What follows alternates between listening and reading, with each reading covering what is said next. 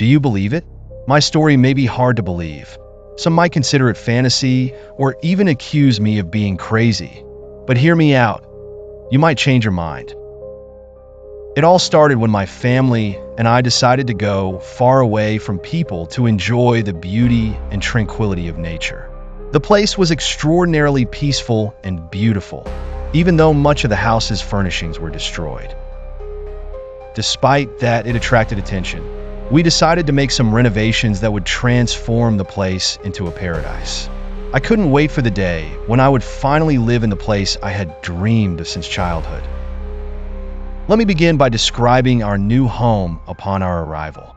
The house had 2 floors and looked like a palace from the outside, with flowers surrounding it. However, the garden was overgrown and in dire need of care. Imagine it after being trimmed. A vast garden with a parking spot and a backyard with a large tree swing that seemed much older than the house itself. There was also a pond, or at least I thought it was a pond, whose water was clean enough to swim in. There was a small room by the shore that I planned to convince my father to let me use as a studio for my artwork. That was the outside. Inside, the first floor had an American-style kitchen, a design I didn't particularly like.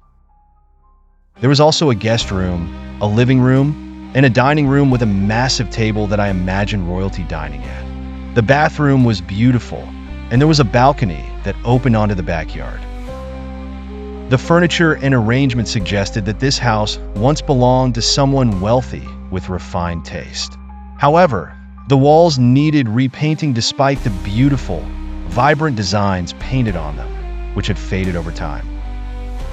The room by the shore was filled with tools, wood, and iron, looking more like a junkyard, but I was determined to turn it into my kingdom, and I would spare no effort to do so.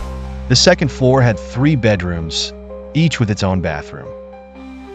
There was a playroom for children and a room with exercise equipment. There was also a small room at the top of the house with a glass ceiling, clearly a place for stargazing, and a storage room beneath the house for old items. After we finished moving in and began renovating the house, repainting it, and decorating it with flowers, it truly became a palace. I forgot to mention that I placed bird cages on every balcony. I can't describe how peaceful it was to sit by the pond at sunset with my coffee, listening to the birds. It was like paradise. School started, and life became beautiful. Even though the house was far away, and I wouldn't return until 8 p.m., the few hours I had for studying were enough, as the calm in nature helped with concentration. The days passed uneventfully, but we all looked forward to Fridays. Not to go out, but because that's when I would practice piano. I bought a new musical sheet every week and played it on my day off. Life was wonderful at that time, but life, it never stays the same. After the first part of the school year ended, we entered the mid-year break, and that's when things began to heat up. It started when I began preparing the outside room by the shore. I emptied it of all its contents, brought in my art supplies, and began decorating the walls. But I found something strange. The back wall of the closet was covered in strange, unreadable writing, along with odd drawings of fingers and mysterious marks.